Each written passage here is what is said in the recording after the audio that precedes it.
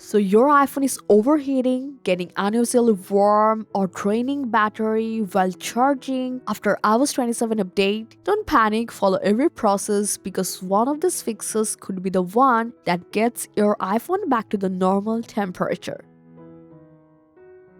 So first thing you just have to know, right after a major iOS update, it's completely normal for your iPhone to run warmer than usual while it's indexing files and optimizing Siri search and other system processes in the background. So you just have to give it to 2 to 4 days, and for many users the overheating goes away on its own. So if it's still getting hot, here's the first thing you should check. Open settings, go to accessibility, and from display and text size, turn on reduce transparency. And then go back to the accessibility settings again and tap motion from here and turn on reduce motion. These settings actually reduce some of the new visual effects in iOS 27 and may help keep your iPhone cooler.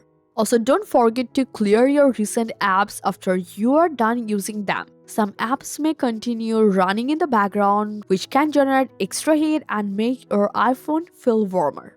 Now, if your iPhone feels very hot while charging, so if you're using a hard case, just remove it and unplug the charger if it's charging. Stop using demanding apps like games or the camera while charging, and then you just have to turn on airplane mode for a few minutes. Then turn airplane mode back off and let your iPhone cool down.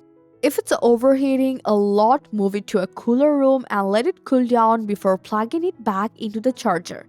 And while charging, use at least a 20-watt power adapter along with a good quality or original power cable. So this can actually help your iPhone charge more efficiently and stay cooler. So if you're still facing the same problem, so next thing you just have to do, go to your settings, scroll down to privacy and security, then from the location services, so you just have to set apps to while using the app whenever possible. After that, go to system services and turn off networking and wireless. And then just go to significant location. You just have to authenticate with your password or Face ID and turn it off if you don't need it. Now here's another thing that's worth checking from your app store and update, and go to your profile icon in the top right and see any update is available.